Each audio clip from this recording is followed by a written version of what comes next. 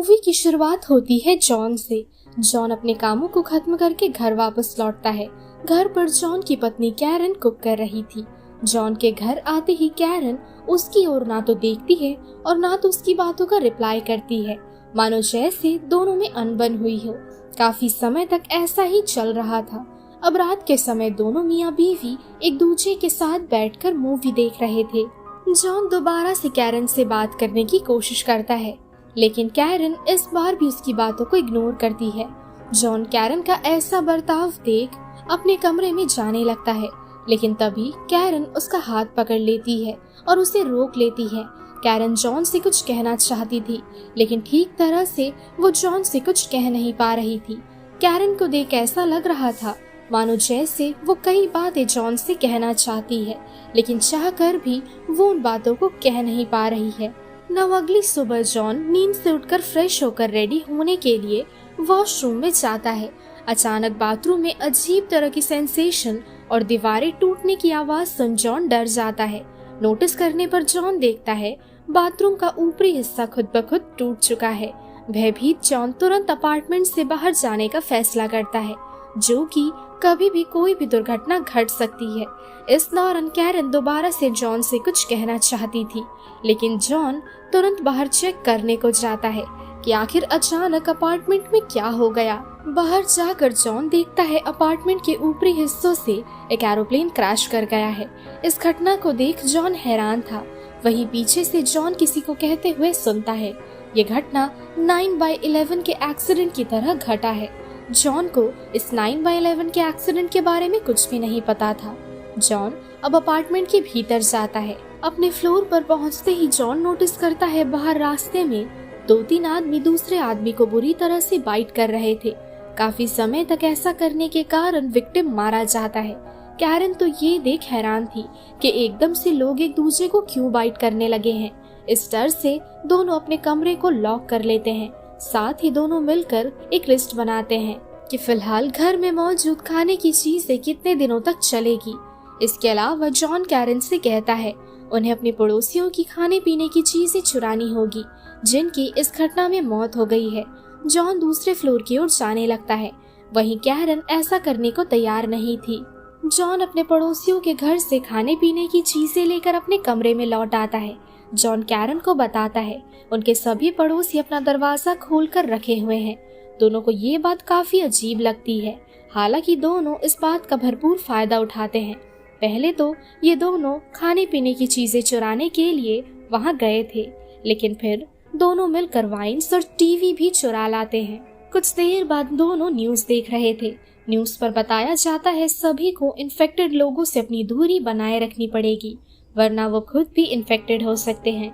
इसके अलावा जितने भी लोग अब तक बचे हुए हैं या फिर इन्फेक्टेड नहीं हैं, वो अपनी अपनी विंडो पर एक्स चिन्ह बना दे, जिससे कि उन लोगों को ठीक तरह से रेस्क्यू किया जा सके।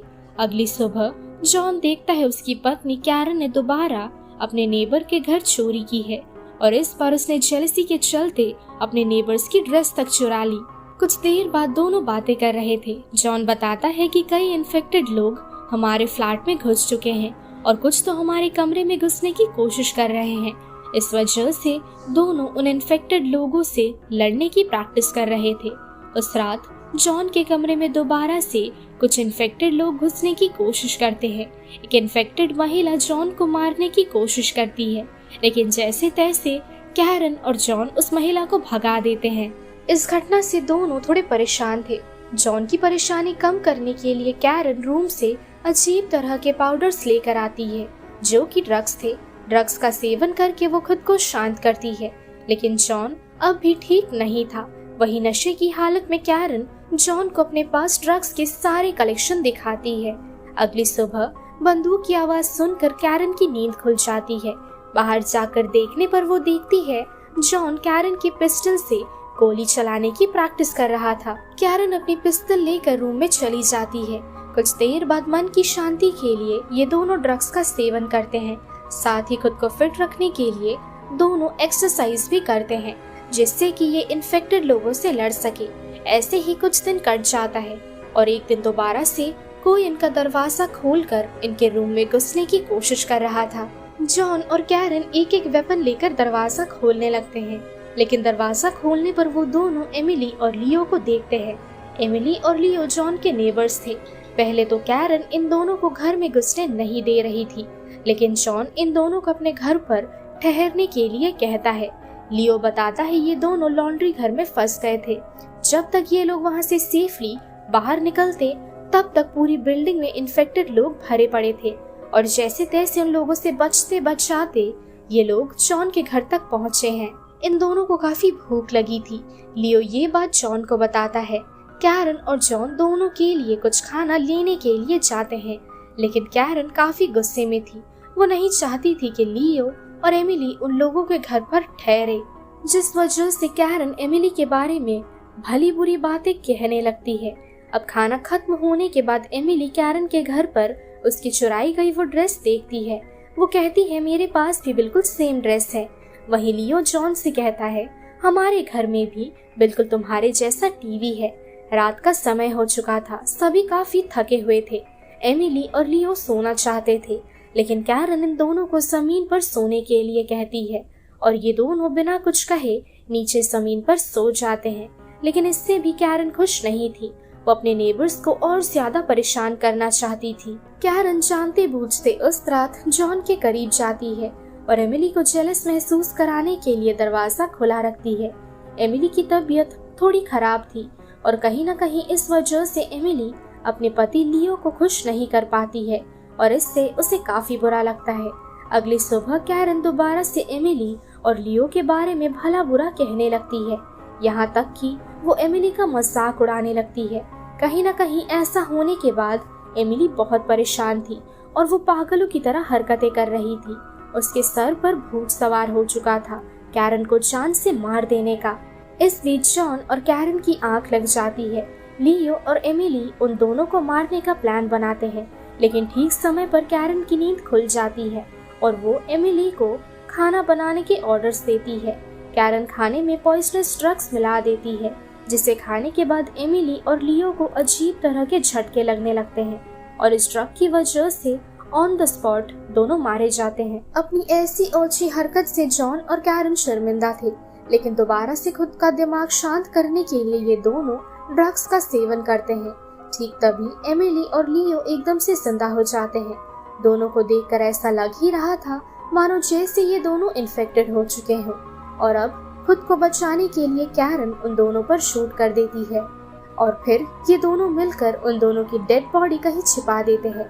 रात के समय रेस्क्यू टीम बिल्डिंग में सभी को बचाने के लिए अपने अपने घर की लाइट्स जलाने को कह रही थी, लेकिन ये दोनों इतने नशे में थे कि यहाँ से बाहर निकलने का इतना बड़ा मौका गवा देते हैं। अगली सुबह जॉन और कैरन बाथटब में एक रोमांटिक मोमेंट शेयर कर रहे थे। इस दौरान कैरन जॉन से कहती है भले ही वो कभी मां नहीं बन सकेगी, लेकिन माँ का सुख तो अनुभव कर सकती है। एक बच्चा अडॉप्ट करके जॉन कैरन की बात से खुश था, और फिर दोनों एक दूसरे को अपना प्यार जाहिर करते हैं। आज का दिन दोनों ढेर सारा प्यार और स्पेशल तरीके से बिताते हैं। पहले तो ये दोनों अजनबी की तरह मिलकर बातें करते हैं। पूरा दिन एक दूसरे के आंखों में आंखें डालकर अपना प्यार और फीलिंग्स शेयर करने के बाद रात भी ये दोनों प्यार से काटते हैं। लेकिन अचानक कोई दरवाजा खटखटाता है। कैरन इस बात से थोड़ी गुस्सा हो जाती है और वो उन लोगों को सबक सिखाने के लिए बाहर जाती है। जॉन उसे रोकने की कोशिश करता है, लेकिन तब तक काफी देर हो चुकी थी। 2-3 आदमी उन लोगों के घर पर जबरदस्ती घुसने लगते हैं, लेकिन अपनी जान बचाने के लिए जॉन और कैरन मिलकर इन दोनों को छुरी से स्टैब करके और बंदूक से शूट करके मार देते हैं। रेस्क्यू टीम बिना इन दोनों को बचाए बिल्डिंग से चली जाती है। इस घटना के बाद दोनों फैसला बना लेते हैं कि अब जैसे तैसे ये दोनों खुद एक दूसरे की मदद करके बिल्डिंग से बाहर निकलेंगे। लेकिन जैसे ही इस प्लान को एग्जीक्यूट करने की बारी आती है, दोनों बाहर जाते हैं, लेकिन इन्फेक्टेड लोगों की मात्रा बिल्डिंग में बेहद थी, जिससे लड़ना इन दोनों के लिए मुश्किल ही नहीं नामुमकिन था। इसलिए दोनों दोबारा अपने कमरे में वापस लौट जाते हैं। हालांकि इस बीच एक इन्फेक्टेड आदमी कैरन के पैर काट लेता है। कैरन के पास ज्यादा समय नहीं था, वो कभी भी इन्फेक्टेड हो सकती थी। उसकी हालत देख जॉन उसे बताता है बाहर फार्मास्यूटिकल कंपनी के लोग मौजूद है जो सभी इन्फेक्टेड लोगों को वैक्सीन दे रहे हैं। वो कुछ देर में तुम्हारी भी वैक्सीन दे देंगे, जिससे तुम पूरी तरह से ठीक हो जाओगी। अब रात के समय कैरन नींद में अपना आपा खोने लगती है। कैरन बाहर जाने की कोशिश कर रही थी, लेकिन जॉन उसे बाहर जाने नहीं देता है।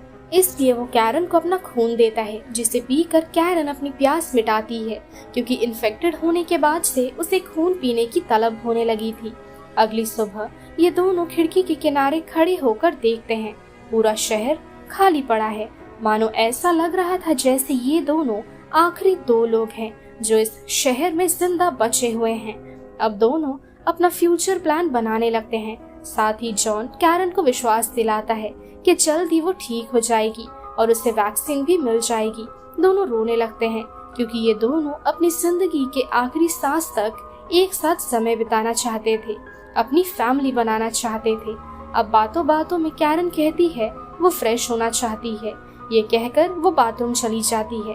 कैरन खुद को यहाँ मारने की कोशिश करती है, लेकिन ठीक समय जॉन कैरन के लिए अपना खून लेकर आता है और उसकी प्यास मिटाता है। अब रात के समय ये दोनों अपनी फीलिंग्स बयां करते करते एक दूसरे के करीब चले आते हैं।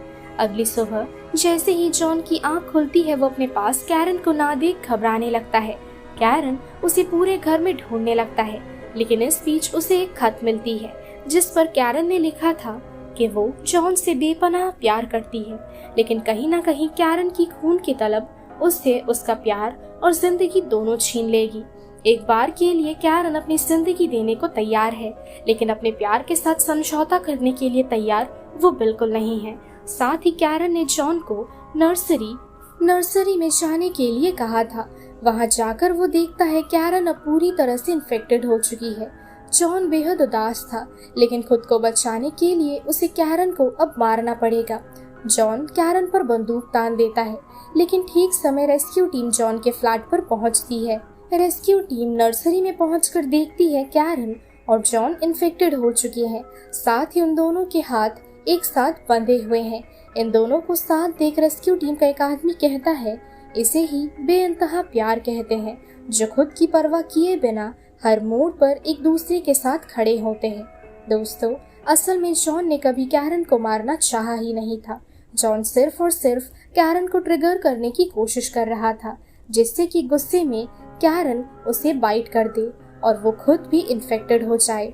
सो दोस्तों, यही थी आज की हमारी मूवी एक्सप्लेनेशन जू।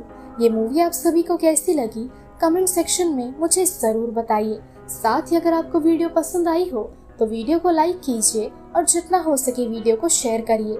सो मिलते हैं आपसे अगली वीडियो पर, तब तक के लिए स्टे सेफ, शब्बा खैर।